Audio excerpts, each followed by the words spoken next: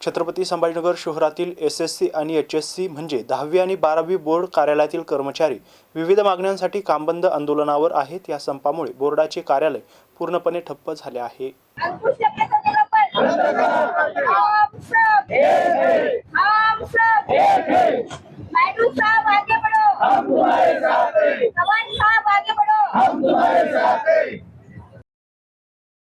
HSC आणि SSC board कार्यालयातील कर्मचारी संपावर गेले असून त्यांनी अतिरिक्त पदभार कमी करणे, रिक्त पदे तातडीने भरणे आणि इतर या प्रमुख मागण्यांसाठी कर्मचारी ऐन परीक्षेच्या अगदी तोंडावर आपल्या संपाचे शस्त्र बाहेर काढत आहेत। प्रशासनाने या समस्येकडे तातडीने लक्ष दिले नाही तर लाखो विद्यार्थ्यांना या संपाचा फटका बसू शकतो असे बोलले जात आहे।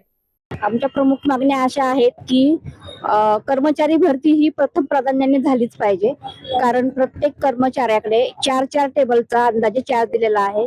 त्यामुळे विद्यार्थ्यांना न्याय देणं आमच्या कर्मचाऱ्यांना शक्य होत नाहीये आणि एक महिना आधी आम्ही रिझल्ट लावतोय।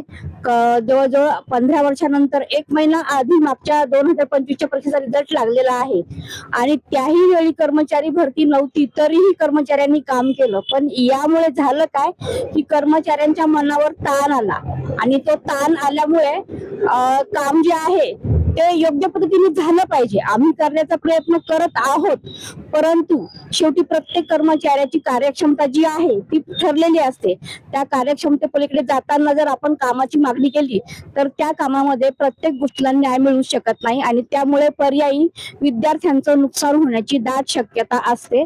म्हणून ही भरती झालीच पाहिजे। त्यानंतर निर्वाणीचा इशारा काय देणार? निर्वाणीचा इशारा म्हणजे आमचं आंदोलन असं चालू राहणार। आमची प्रथम मागणी आहे पद भरती झाली पाहिजे। तसेच आमचे एक नवनियुक्त कर्मचारी यांचे निलंबन झालेले आहे, ते विना चौकशी ते रद्द व्हावे। अजून खूप साऱ्या मागण्या आहेत की इमारत वगैरे हे ते सगळे। तुम्ही निवेदन देणार आहात, निवेदनात तुम्ही काय सांगितलं?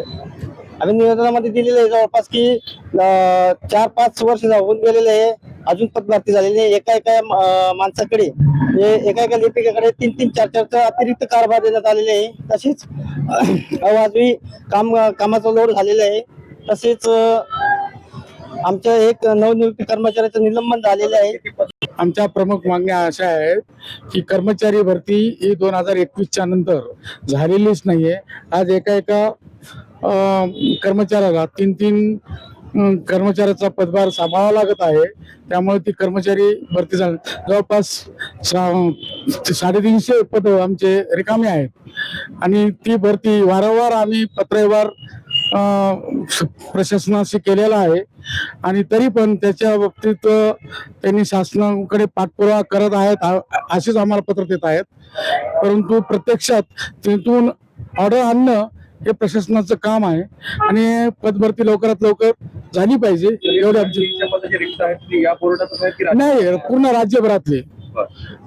तर आता जवळपास आमच्या इथेही 50% पद रिक्त आहेत।